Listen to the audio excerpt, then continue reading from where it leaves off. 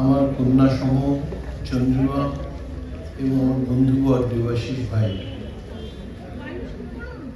অনেক কথা আমার শুনতে পাচ্ছি না। আমি আপনাদেরই একজন প্রতিবেশী, প্রায় একটু দূরেই থাকি টালিগঞ্জে, এবং এই ভারতীয় সঙ্গীতের একজন ছাত্র হিসেবে আমি এটা প্রায় গত 65 বছর শেখবার চেষ্টা করছি। এই পণ্ডিত, পদ্মশ্রী, পদ্মভূষণ এগুলো কোনো মূল্য থাকে না।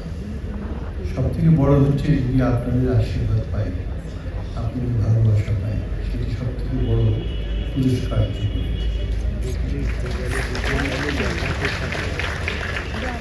একটা কথা বলতেই হবে, সেটা হলো যে কলকাতা একসময় তানসেন, সালারাম, পাকসাকাস এই সমস্ত সম্মেলন সিং হিজ ফ্রম পাঞ্জাব, সদগুরুজি যেখানে পাঞ্জাবে থাকেন, ভেনি সাহেব সেখানকার ও একজন সঙ্গীতের ছাত্র। আমার ডান দিকে যে বসে আছে অনুভব খামারু, সে অলরেডি সারা ভারতবর্ষে তার একটি জায়গা তৈরি করেছে। আজকে আপনারা শুনতে পারবেন, ওকে একটু পাওয়াবো, সবাই গাইবে না, তার তো প্রায় কীর্তন হয়ে যাবে।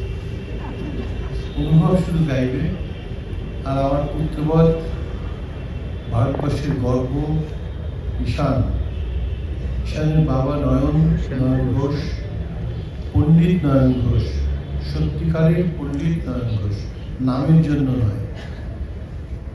সে আমার ভাই, ছোট ভাই যদিও, কিন্তু গুণের দিক থেকে সে হয়তো আমার থেকে অনেক বড়।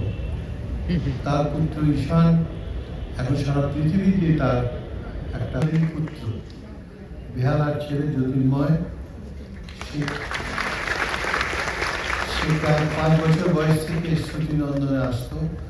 তার বাবা মা সম্পূর্ণরূপে তাকে ডাক্তার করার বদলে সঙ্গীতের জন্য শেখবার জন্য অনুমতি দিয়েছে।